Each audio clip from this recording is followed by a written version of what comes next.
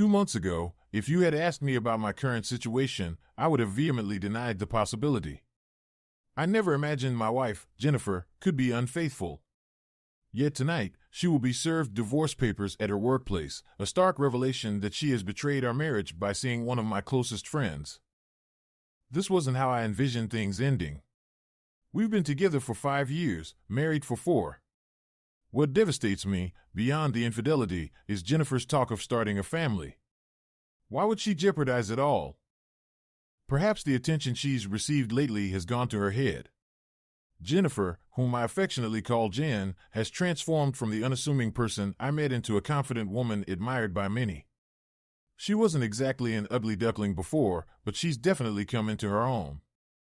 By the way, my name is Ronald, though my friends know me as Ron.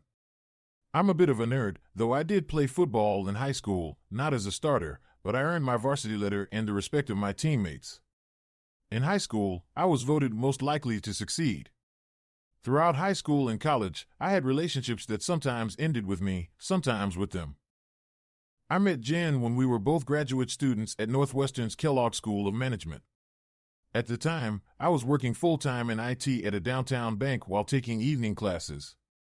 Jen was based at Boeing's Chicago headquarters, aiming to boost our careers with an MBA. To cut a long story short, I noticed Jen in one of my finance classes. Back then, she was a bit overweight, wore glasses, and wasn't focused on fashion. Hailing from a small Midwestern town and attending a public college, style wasn't a priority for her until recently. Despite her small-town background, Jen is incredibly intelligent.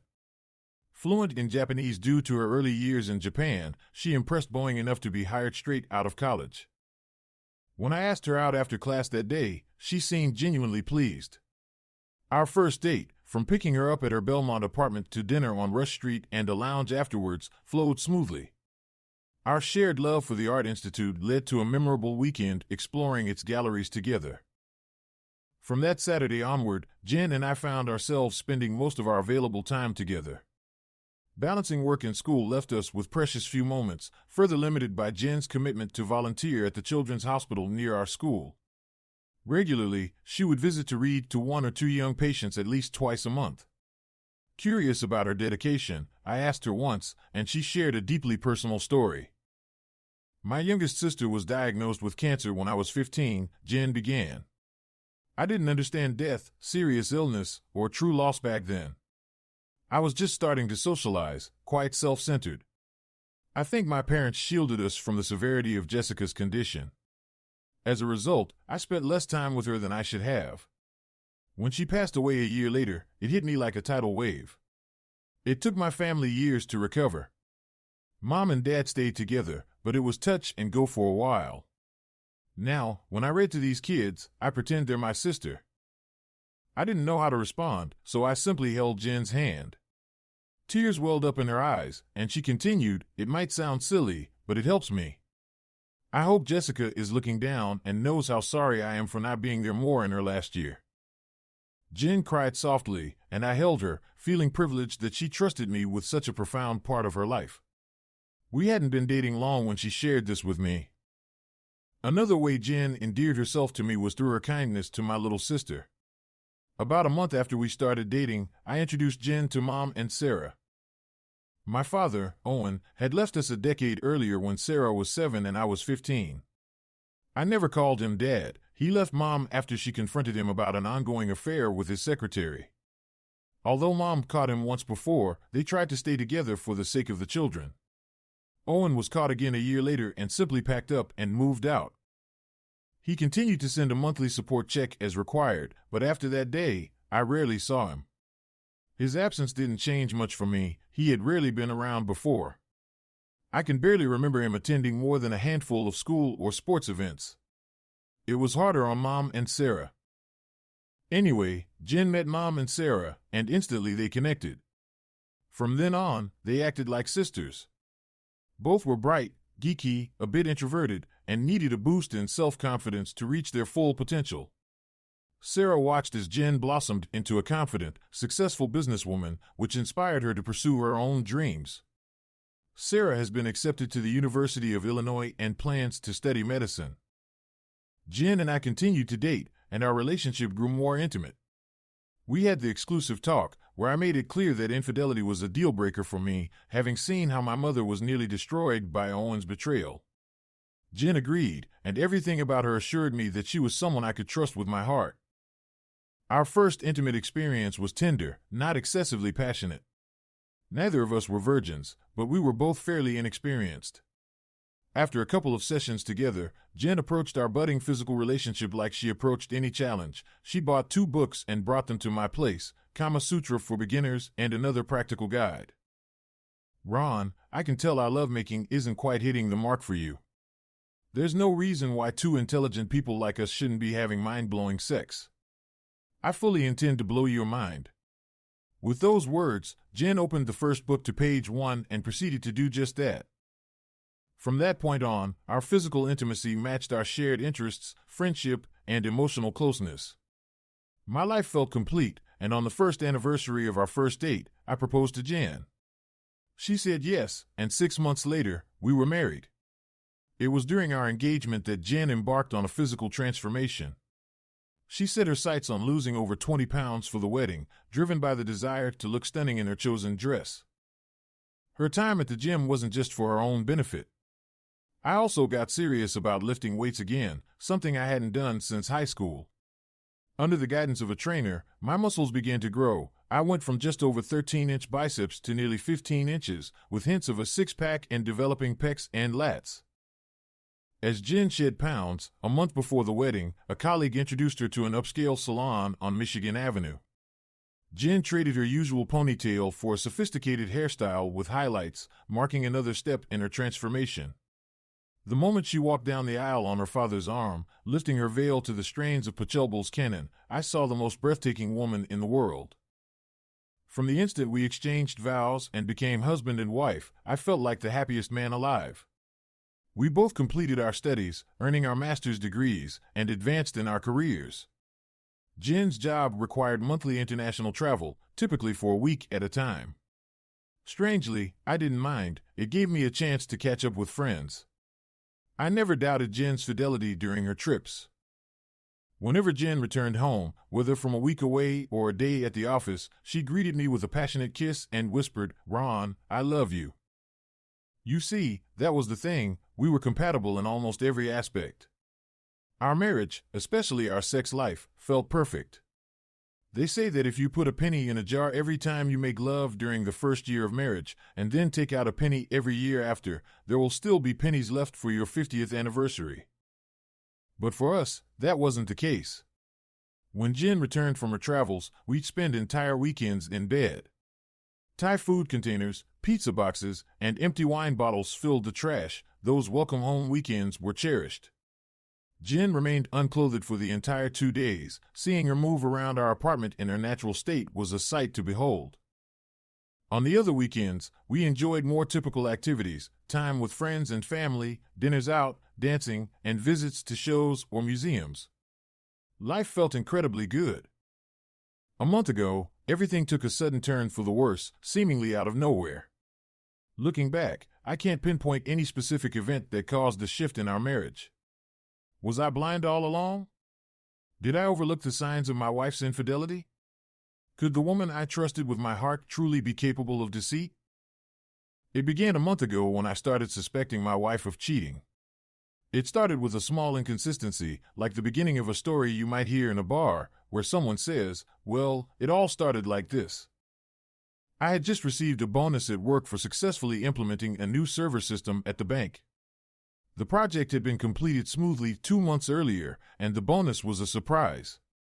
Excited, I decided to surprise Jen and share the news over lunch on a beautiful spring day. As I approached her office building, practically floating on cloud 9, I saw Jen walking out with Carl Morris, my good friend and college roommate. They got into a cab together as I hurried to catch up. I tried calling Jen, but she didn't pick up. Given their offices were nearby, it didn't immediately raise alarms, but her lack of response puzzled me. 20 minutes later, still without a response, I returned to my office building. As I entered the bank lobby to use the ATM, chaos erupted. A pair of would-be robbers stormed in, guns drawn. Despite their amateurish attempt, the situation escalated quickly. Shots were fired, and I found myself in the midst of a terrifying confrontation. The police intervened swiftly, and the robbers were subdued, but the ordeal left me shaken.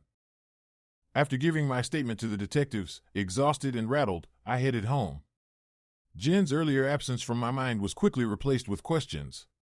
When she finally returned, surprised to find me home early and drinking to calm my nerves, she asked why I hadn't answered her calls.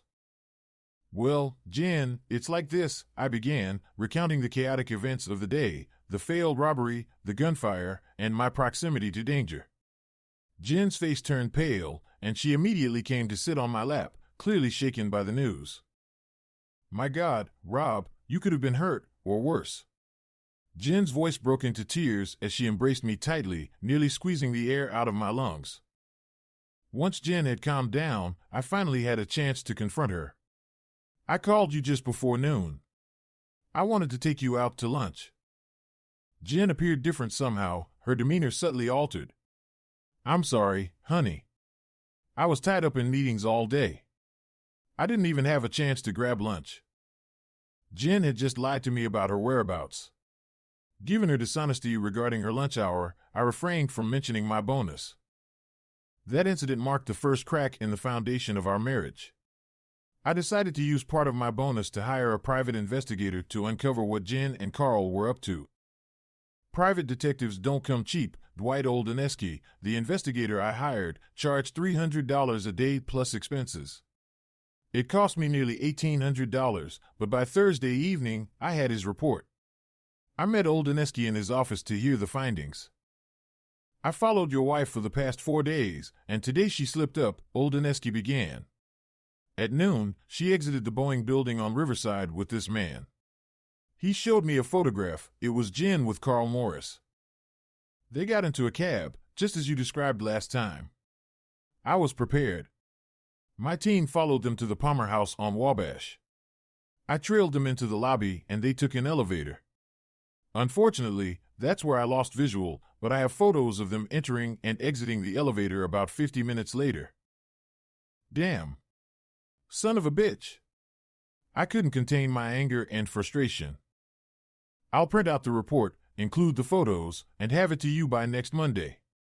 Should I send it to your office? Do you want me to continue trailing your wife?" Oldeneski inquired. "No, that won't be necessary. This is enough," I replied, trying to maintain composure. "The deposit covers the bill. I'll include a receipt with the report," Oldeneski assured me. "Thanks," I muttered, leaving his office feeling utterly condemned. Never in my life had I imagined Jen could be unfaithful, let alone with one of my closest friends. Now the challenge was to act normally until I figured out my next move. All week, I'd been mentally preparing for the worst. When I returned home, Jen greeted me at the door as usual. I feigned a severe headache and retired to bed without supper. I lay there with my eyes closed when Jen entered the room. "Rob, are you okay? Can I get you anything?" Her concern was genuine. "No, I just want to lie here in the dark." "The light makes it worse," I replied. Jen climbed off the bed and switched off the light.